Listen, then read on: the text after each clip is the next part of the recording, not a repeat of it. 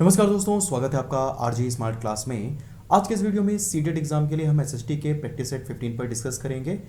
आपको ये वीडियो अच्छा लगे तो इसे लाइक करिएगा, शेयर करिएगा और चैनल को पहली बार देख रहे हैं तो सब्सक्राइब भी कर लीजिएगा। तो चलिए शुरू करते हैं।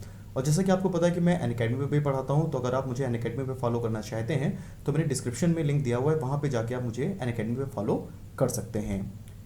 तो आज का पहला प्रश्न है, सौर मंडल का सबसे बड़ा उपग्रह है। हमारा जो सौर मंडल है उसका सबसे बड़ा उपग्रह जो है वो कौन सा है? गैनीमेड है, फोबोस है, डिमोस है या चंद्रमा है? तो इस प्रश्न का जो सही उत्तर है वो है आपका ऑप्शन ए, गैनीमेड।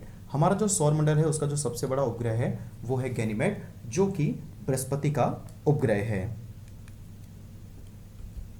अगला प्रश्न है, बृहस्पति के कितने उपग्रह हैं? जो हमारा सौर मंडल का सबसे बड़ा ग्रह है बृहस्पति, उसके कितने उपग्रह हैं? 63 उपग्रह हैं, 72 उपग्रह हैं, 73 उपग्रह हैं या 79 उपग्रह हैं? तो इस प्रश्न का सही उत्तर है ऑप्शन 479। ठीक है, बृहस्पति जो ग्रह है उसके जो है 79 उपग्रह हैं। और पुरानी बुक्स में अगर आप पढ़ेंगे तो आपको इसका आंसर जो है 63 मिलेगा, लेकिन अब प्रेजेंट में इसका जो आंसर है वो हो गया है 79। ठीक है, तो बृहस्पति के याद रखेंगे 79 जो है वो उपग्रह हैं। अगला क्वेश्चन है कि शनि के कितने उपग्रह हैं? शनि यानी कि सैटर्न। ठीक है, तो सैटर्न जो है इसके कितने उपग्रह हैं? 82, 89, 91 या 92?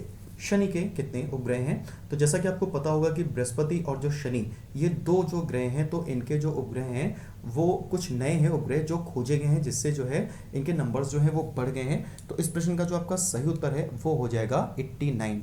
और अब जो है वो शनि जो है वो सर्वाधिक उपग्रहों वाला ग्रह है। याद रखेंगे, सर्वाधिक जो उपग्रहों वाला ग्रह है वो पहले कौन होता था? पहले होता था बृहस्पति, जबकि अब जो सर्वाधिक उपग्रह हैं वो किसके हो गए हैं? वो हो गए हैं शनि के, जो कि हैं 89। अगला प्रश्न है, किस ग्रह को लेटा हुआ ग्रह भी कहा जाता है? बुध, अरुण, शनि या बृहस्पति? ऐसा कौन सा ग्रह है जिसे लेटा हुआ ग्रह भी कहा जाता है? तो इस प्रश्न का सही उत्तर हो जाएगा ऑप्शन बी, अरुण। अरुण जो है वो अपने अक्ष पे अत्यधिक झुका हुआ है, जिस कारण अरुण को लेटा हुआ ग्रह भी कहा जाता है। अगला प्रश्न है, प्लूटो को बौने ग्रहों की सूची में कब शामिल किया गया था? बहुत इंपॉर्टेंट क्वेश्चन है ये कि प्लूटो को बौनों ग्रहों की सूची में कब शामिल किया गया था। ऑप्शन आपके सामने है 2000, 2004, 2005 या फिर 2006। तो जो प्लूटो है इसको बौनों ग्रहों की सूची में कब शामिल किया गया था? तो इस प्रश्न का जो सही उत्तर है वो है ऑप्शन डी, 2006। वर्ष 2006 में जो प्लूटो है इसको बौनों ग्रहों की सूची में शामिल किया गया था। अगला प्रश्न है, पृथ्वी का सहचर किसे कहते हैं? पृथ्वी का जो सहचर है वो किसे कहा जाता है? चंद्रमा, शुक्र, मंगल या बृहस्पति? पृथ्वी का सहचर जो है किसे कहा जाता है? तो इस प्रश्न का जो सही उत्तर है वो है ऑप्शन ए, चंद्रमा। ठीक है, पृथ्वी का जो सहचर है वो चंद्रमा को कहा जाता है। और आपको पता होगा जो चंद्रमा है वो पृथ्वी का एकमात्र उपग्रह है। अगला प्रश्न है, पृथ्वी से चंद्रमा का कितने प्रतिशत भाग दिखाई देता है? 57%, 58%, 63% या 64%? पृथ्वी से चंद्रमा का कितने प्रतिशत भाग जो है वो दिखाई देता है? तो इस प्रश्न का जो सही उत्तर है वो है 57%। ठीक है, पृथ्वी से चंद्रमा का 57% भाग जो है वो दिखाई देता है। और जैसा कि आपको पता होगा जितने भी आकाशीय पिंड हैं उनकी दो गतियां होती हैं। तो जैसे कि मान लीजिए कि ये पृथ्वी है और ये जो है ये चंद्रमा है। तो अब चंद्रमा जितने समय में पृथ्वी का एक चक्कर लगाता है उतने ही समय में वो अपना भी एक चक्कर पूरा कर लेता है। ठीक है, तो जितने समय में चंद्रमा ने पृथ्वी का एक चक्कर पूरा किया उतने ही समय में चंद्रमा जो है वो अपना भी एक चक्कर पूरा कर लेता है। तो यही रीज़न है हम पृथ्वी से चंद्रमा का केवल एक ही भाग देख पाते हैं, और इसलिए हम पृथ्वी से चंद्रमा का केवल 57% भाग ही देख पाते हैं। अगला क्वेश्चन है, चंद्रमा का प्रकाश पृथ्वी तक पहुंचने में कितना समय लगता है? 1.2 सेकेंड, 1.3 सेकेंड, 1.8 सेकेंड या फिर 1.9 सेकेंड? चंद्रमा का जो प्रकाश है वो पृथ्वी तक पहुंचने में कितना समय लगता है? तो इस प्रश्न का जो सही उत्तर है वो है आपका ऑप्शन बी, 1.3 सेकेंड। चंद्रमा का जो प्रकाश है वो पृथ्वी तक पहुंचने में 1.3 सेकेंड का समय लगता है। अगला प्रश्न है, हैली धूमकेतु किस वर्ष में दिखाई देगा? हैली जो धूमकेतु है ये किस वर्ष में दिखाई देगा? 2062, 2063, 2064 या 2065? हैली जो धूमकेतु है वो किस वर्ष में दिखाई देगा? तो इसका जो सही उत्तर है वो है आपका ऑप्शन ए 2062। हैली धूमकेतु जो है वो वर्ष 2062 में दिखाई देगा। आपको पता होगा जो हैली धूमकेतु है इसका जो परिक्रमण काल है वो है 76 वर्ष। प्रत्येक जो है 76 वर्ष के बाद में जो है हैली धूमकेतु दिखाई देता है। तो अब जो है ये वर्ष 2062 में दिखाई देगा। अगला प्रश्न है कि कर्क रेखा किसे कहा जाता है? कर्क रेखा किसे कहा जाता है? 23 सही 1/2 डिग्री उत्तरी अक्षांश, 23 सही 1/2 डिग्री दक्षिणी अक्षांश, 66 सही 1/2 डिग्री उत्तरी अक्षांश या फिर 66 सही 1/2 डिग्री दक्षिणी अक्षांश। कर्क रेखा किसे कहा जाता है? तो इस प्रश्न का जो सही उत्तर है वो है आपका ऑप्शन ए 23 सही 1/2 डिग्री उत्तरी अक्षांश। तो 23 सही 1/2 डिग्री जो उत्तरी अक्षांश रेखा है इसी को कर्क रेखा कहा जाता है। अगला प्रश्न है, हम आकाश में पूर्ण चंद्र को एक महीने में कितनी बार देख सकते हैं? हम जो आकाश में पूरा चंद्रमा है वो एक महीने में कितनी बार देख सकते हैं? 1 बार, 2 बार, 9 बार या 10 बार? तो इस प्रश्न का जो सही उत्तर है वो है आपका ऑप्शन ए 1 बार। हम आकाश में पूर्ण चंद्रमा को एक बार देख सकते हैं और वो जो रात्रि है वो होती है पूर्णिमा की रात्रि, जिसे इंग्लिश में न्यू मून नाइट भी कहा जाता है। थोड़ा सा गड़बड़ हो गया। ये आपका जो पूर्ण चंद्रमा है ये हमें एक बार दिखाई देता है, जिसको हम लोग हिंदी में बोलते हैं पूर्णिमा, और इंग्लिश में इसको बोलते हैं फुल मून लाइट। ठीक है, इंग्लिश में इसको बोलते हैं full moon light. Next question है, सूर्य में हाइड्रोजन गैस का प्रतिशत है। सूर्य में हाइड्रोजन गैस जो है उसका परसेंटेज जो है वो कितना है? 26.5%, 71%, 81% या फिर 82%? सूर्य में हाइड्रोजन गैस का जो परसेंटेज है वो कितना है? तो इस प्रश्न का जो सही उत्तर है वो है आपका ऑप्शन बी 71%। सूर्य में सर्वाधिक मात्रा में हाइड्रोजन गैस पाई जाती है और उसके बाद में हीलियम गैस है। तो जो हाइड्रोजन गैस है उसका जो परसेंटेज है वो है 71%। नेक्स्ट क्वेश्चन है, सूर्य पृथ्वी से लगभग कितने किलोमीटर की दूरी पर है? 15 crore kilometre, 16 crore kilometre, 18 crore kilometre या फिर 19 करोड़ किलोमीटर? सूर्य जो है वो पृथ्वी से लगभग कितने किलोमीटर की दूरी पर स्थित है? तो प्रश्न का सही उत्तर हो जाएगा ऑप्शन ए 15 करोड़ किलोमीटर। सूर्य जो है वो पृथ्वी से लगभग 15 करोड़ किलोमीटर की दूरी पर है। और आपको पता है जैसे कि मान लीजिए कि ये सूर्य है, ये सूर्य है, ठीक है, और ये जो है आपकी पृथ्वी है। तो सूर्य जो पृथ्वी का चक्कर लगाती है वो दीर्घ वृत्ताकार में लगाती है। पृथ्वी जो है सूर्य का चक्कर दीर्घ वृत्ताकार जो पथ है उसमें पूरा करती है। तो एक कंडीशन ऐसी आती है जब सूर्य और पृथ्वी सबसे नज़दीक होते हैं। मान लीजिए यहाँ पे पृथ्वी है तो सूर्य पृथ्वी यहाँ पर सबसे नज़दीक हैं, तो ये जो है कहलाती है कंडीशन उपसौर। ये कंडीशन क्या कहलाती है? उपसौर, जो कि आपका होता है 3 जनवरी को। याद रखेंगे उपसौर कब होता है? 3 जनवरी को। और जिस दिन पृथ्वी सबसे दूर होती है सूर्य से तो ये कंडीशन जो है ये कहलाती है अपसौर। ये कंडीशन क्या कहलाती है? अपसौर, जो कि आपका होता है 4 जुलाई को। ठीक है, तो याद रखेंगे। और जिस दिन जो है पृथ्वी और सूर्य के बीच में औसत दूरी होती है, जिस दिन पृथ्वी और सूर्य के बीच में एवरेज दूरी होती है, औसत दूरी होती है, तो उसको हम लोग बोलते हैं खगोलीय दूरी। उसको हम लोग क्या बोलते हैं? खगोलीय दूरी। चलिए आगे बढ़ते हैं। अगला प्रश्न है, रात्रि में आसमान की ओर देखने पर हम तारों के समूह द्वारा बनाई गई विविध आकृतियों को देखते हैं, तो इनको क्या कहा जाता है? ठीक है, ऑप्शन आपके सामने है, खगोलीय पिंड, नक्षत्र मंडल, ब्रह्मांड या फिर सौर मंडल। तो इस प्रश्न का जो सही उत्तर है वो हो जाएगा आपका ऑप्शन बी नक्षत्र मंडल। नेक्स्ट क्वेश्चन है, सूर्य के सबसे नजदीक स्थित ग्रह है। सूर्य के सबसे नजदीक स्थित जो ग्रह है वो कौन सा है? ऑप्शन आपके सामने है, बुध, शुक्र, पृथ्वी या मंगल। तो इस प्रश्न का जो सही उत्तर है वो हो जाएगा आपका ऑप्शन ए बुध। सूर्य के सबसे नजदीक जो स्थित ग्रह है वो है बुध। देखिए ये सूर्य है, ठीक है, ये सूर्य है। सूर्य के बाद में फिर ये जो है आपका बुध है। बुध के बाद में जो है वो शुक्र है। शुक्र के बाद में पृथ्वी है। पृथ्वी के बाद में मंगल है। उसके बाद में बृहस्पति है। बृहस्पति के बाद में शनि है। शनि के बाद में अरुण है और अरुण के बाद में वरुण है। ठीक है, तो सबसे पहले बुध है, फिर शुक्र है, फिर पृथ्वी है, फिर मंगल है, फिर उसके बाद में बृहस्पति है, शनि है, अरुण है और वरुण है। तो ये सूर्य से ग्रहों का दूरी के आधार पे क्रम है। अगला क्वेश्चन है, सौरमंडल का सबसे चमकीला एवं गर्म ग्रह जो है वो कौन सा है? बुध, शुक्र, बृहस्पति या अरुण? हमारा जो सौरमंडल है उसमें जो सबसे चमकीला ग्रह है वो कौन सा है? तो प्रश्न का सही उत्तर हो जाएगा ऑप्शन बी, शुक्र। शुक्र जिसको वीनस भी बोलते हैं इंग्लिश में। तो ये हमारे सौरमंडल का सबसे चमकीला एवं सबसे गर्म ग्रह है। अगला प्रश्न है, पृथ्वी के आकार को क्या कहा जाता है? पृथ्वी का जो आकार है उसे क्या कहा जाता है? ऑप्शन आपके सामने है, ग्लोब, भूआब, ग्रह या फिर उपग्रह। पृथ्वी के आकार को क्या कहा जाता है? सही उत्तर हो जाएगा ऑप्शन बी, भूआब। पृथ्वी का जो आकार है उसे भूआब कहा जाता है, इंग्लिश में इसको बोलते हैं ज्योइड। और पृथ्वी, आपको पता होगा जो पृथ्वी है वो ध्रुवों पे चपटी है। पृथ्वी थोड़ा सा ध्रुव जो है वहाँ पे क्या है, चपटी है। तो ये पृथ्वी का खास आकार होता है और इसी आकार को भूआब कहा जाता है। अगला प्रश्न है, पृथ्वी अपने अक्ष के चारों ओर कितनी गति से जो है चक्कर को लगाती है? 1460 किलोमीटर प्रति घंटा, 1610 किलोमीटर प्रति घंटा, 1680 किलोमीटर प्रति घंटा या फिर 1890 किलोमीटर प्रति घंटा। तो पृथ्वी अपने अक्ष के चारों ओर कितनी गति से चक्कर लगाती है?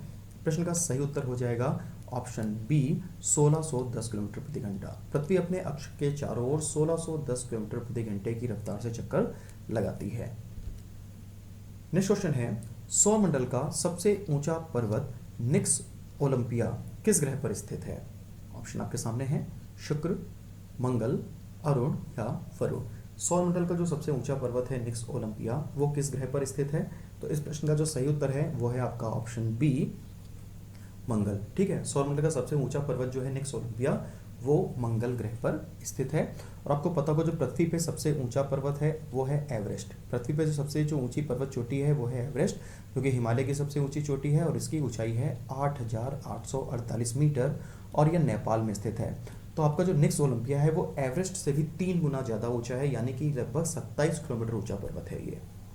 बढ़ते हैं अगले प्रश्न की तरफ। अगला प्रश्न है, सौरमंडल का सबसे ऊंचा ज्वालामुखी किस ग्रह पर स्थित है? तो जो सौरमंडल का सबसे ऊंचा ज्वालामुखी है वो किस ग्रह पर स्थित है? ऑप्शन आपके सामने है, बुध, मंगल, शुक्र या अरुण। सौरमंडल का सबसे ऊंचा ज्वालामुखी किस ग्रह पर स्थित है?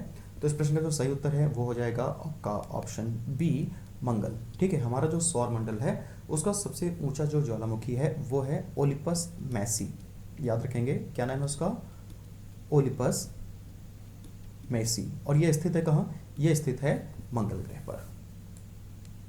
अगला प्रश्न है, मकर रेखा किसे कहा जाता है? मकर रेखा किसे कहा जाता है? 23 सही 1/2 डिग्री उत्तरी अक्षांश रेखा, 23 सही 1/2 डिग्री दक्षिणी अक्षांश रेखा, 66 सही 1/2 डिग्री उत्तरी अक्षांश रेखा या फिर 66 सही 1/2 डिग्री दक्षिणी अक्षांश रेखा। तो मकर रेखा किसे कहा जाता है? इस प्रश्न का सही उत्तर आपका ऑप्शन बी हो जाएगा, 23 सही 1/2 डिग्री दक्षिणी अक्षांश रेखा। इसे जो है मकर रेखा कहा जाता है। थोड़ा सा मैं आपको ग्राफ के माध्यम से समझा देता हूँ। देखिए, ये जो है मान लीजिए पृथ्वी है, तो ये जो रेखा है इसको हम लोग बोलते हैं 0 डिग्री अक्षांश रेखा। इसको हम लोग बोलते हैं 0 डिग्री अक्षांश रेखा। और आपकी जो 0 डिग्री अक्षांश रेखा है इसे ही भूमध्य रेखा या फिर विषुवत रेखा कहा जाता है। भूमध्य रेखा से अगर हम लोग उत्तर की ओर जाते हैं तो फिर आपको 23 सही 1/2 डिग्री जो उत्तरी अक्षांश रेखा है ये मिलती है और इसे हम लोग बोलते हैं कर्क रेखा। इसे हम लोग क्या बोलते हैं? कर्क रेखा। ठीक है, इसी प्रकार अगर भूमध्य रेखा से हम लोग 23 सही 1/2 डिग्री दक्षिणी अक्षांश नीचे जाते हैं तो फिर आपको मिलती है मकर रेखा। कौन सी रेखा? मकर रेखा। और अगर हम लोग जो है थोड़ा सा कर्क रेखा के ऊपर जाएं तो हमें मिलती है 66 सही 1/2 डिग्री उत्तरी अक्षांश रेखा। इसको हम लोग बोलते हैं आर्कटिक रेखा। और इसी प्रकार अगर हम लोग मकर रेखा से थोड़ा सा नीचे जाते हैं तो 66 सही 1/2 डिग्री दक्षिणी अक्षांश पे हमको मिलती है अंटार्कटिक रेखा। ठीक है, तो कुछ इस तरीके से ये अक्षांश रेखाएं हैं। तो आपका आंसर जो इसमें सही है वो है बी, 23 सही 1/2 डिग्री दक्षिणी अक्षांश रेखा। अगला प्रश्न है, 2 अक्षांश रेखाओं के मध्य कितने किलोमीटर की दूरी होती है? 111 किलोमीटर, 118 किलोमीटर, 119 किलोमीटर या 120 किलोमीटर। 2 अक्षांश रेखाएं जो हैं उनके मध्य में कितने किलोमीटर की दूरी होती है? तो आपका जो सही उत्तर है वो हो जाएगा ऑप्शन ए, 111 किलोमीटर। ठीक है, मान लीजिए कि ये पृथ्वी है, ये जो है पृथ्वी है और आपको पता है पृथ्वी पे जो ये रेखाएं हैं, समानांतर जो रेखाएं हैं, इनको हम लोग बोलते हैं अक्षांश रेखाएं यानी कि लैटिट्यूड्स। और पृथ्वी पे जो ये रेखाएं हैं इनको हम लोग बोलते हैं देशांतर रेखाएं। ये रेखाएं जो है क्या कहलाती हैं? ये रेखाएं कहलाती हैं देशांतर रेखाएं। तो 2 जो अक्षांश रेखाएं, देखिए ये जो 2 अक्षांश रेखाएं हैं तो इनके बीच में जो दूरी है वो जितनी दूरी यहाँ पर है उतनी दूरी आपको यहाँ पर भी दिखेगी, उतनी ही दूरी आपको यहाँ पर भी दिखेगी, उतनी ही दूरी आपको यहाँ पर भी दिखेगी, यानी कि ये पैरेलल है, ये समानांतर है। इनके बीच में जो दूरी है वो हर जगह क्या है, बराबर है। तो इनके बीच में जो ये दूरी है ये होती है 111 किलोमीटर की, ठीक है। और अगर हम लोग देशांतर रेखाओं की बात करें तो देखो देशांतर रेखाओं के बीच में जो सर्वाधिक दूरी है वो आपको केवल यहाँ पर दिख रही है भूमध्य रेखा के आसपास वाले क्षेत्रों में, है ना। इनके बीच में देखो यहाँ पर जो दूरी है भूमध्य रेखा के आसपास ये सर्वाधिक दूरी है। जैसे जैसे आप ध्रुवों की तरफ जाएंगे वैसे वैसे ये दूरी कम होती जाएगी और ध्रुवों पे ये दूरी जो है हो जाती है 0। तो अगर कभी पूछेंगे दो देशांतर रेखाओं के बीच में यानी कि लॉन्गिट्यूड्स जो है इनके बीच में कितने किलोमीटर की दूरी है, तो आप आंसर देंगे 111.32 किलोमीटर की, और ये होती है भूमध्य रेखा पर। जैसे जैसे ध्रुवों की ओर जाते हैं वैसे वैसे ये दूरी घटती जाती है और ध्रुवों पर ये दूरी 0 हो जाती है। अगला प्रश्न है, कर्क रेखा भारत के कितने राज्यों से होकर गुजरती है? कर्क रेखा जो है ये भारत के कितने राज्यों से होकर गुजरती है? ऑप्शन आपके सामने है 8, 9, 10 या 11। तो कर्क रेखा जो है वो भारत के 8 राज्यों से होकर गुजरती है। ऑप्शन ए आपका सही हो जाएगा, कर्क रेखा भारत के 8 राज्यों से होकर गुजरती है। अगला प्रश्न है, भारतीय मानक समय रेखा कितने राज्यों से होकर गुजरती है? 5, 8, 9 या 10। तो इस प्रश्न का जो सही उत्तर है वो है आपका ऑप्शन ए 5। भारतीय मानक समय रेखा जो है वो 5 राज्यों से होकर गुजरती है। 82 सही 1/2 डिग्री 82.5 डिग्री जो पूर्वी देशांतर रेखा है उसको भारतीय मानक समय रेखा कहा जाता है, जो कि इलाहाबाद के पास नैनी नामक स्थान से गुजरती है। अगला प्रश्न है, विश्व में सर्वाधिक मानक समय किस देश में है? सर्वाधिक जो स्टैंडर्ड टाइम है, जो मानक समय है, वो किस देश में है? ऑप्शन आपके सामने है, संयुक्त राज्य अमेरिका, इंग्लैंड, रूस या स्पेन। सर्वाधिक मानक समय किस देश में है? तो आपका सही उत्तर हो जाएगा ऑप्शन सी, रूस। सर्वाधिक मानक समय जो है रूस में है और रूस में 11 टाइम जोन है। याद रखेंगे रूस में कितने टाइम जोन है? 11 टाइम जोन है। नेक्स्ट क्वेश्चन है, विषुवत रेखा को और किस नाम से जाना जाता है? विषुवत रेखा को और किस नाम से जाना जाता है? कर्क रेखा, भूमध्य रेखा, मकर रेखा या फिर आर्कटिक रेखा। तो इसमें जो आपका सही उत्तर है वो हो जाएगा ऑप्शन बी, भूमध्य रेखा। विषुवत रेखा जो है इसको भूमध्य रेखा भी कहा जाता है। आपका अगला प्रश्न है, भूमध्य रेखा पर देशांतर रेखाओं के मध्य कितने किलोमीटर की दूरी होती है? 111.28 किलोमीटर, 111.32 किलोमीटर, इसको थोड़ा सा करेक्शन कर लीजिएगा, 111.32 किलोमीटर, 111.36 किलोमीटर या फिर 111.37 किलोमीटर। तो मैंने पहले आपको इसका आंसर बता दिया है।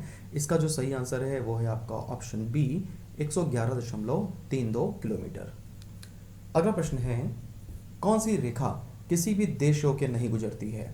कर्क रेखा, अंतर्राष्ट्रीय तिथि रेखा, आर्कटिक रेखा या भूमध्य रेखा। ऐसी कौन सी रेखा है जो किसी भी देश से होकर नहीं गुजरती है?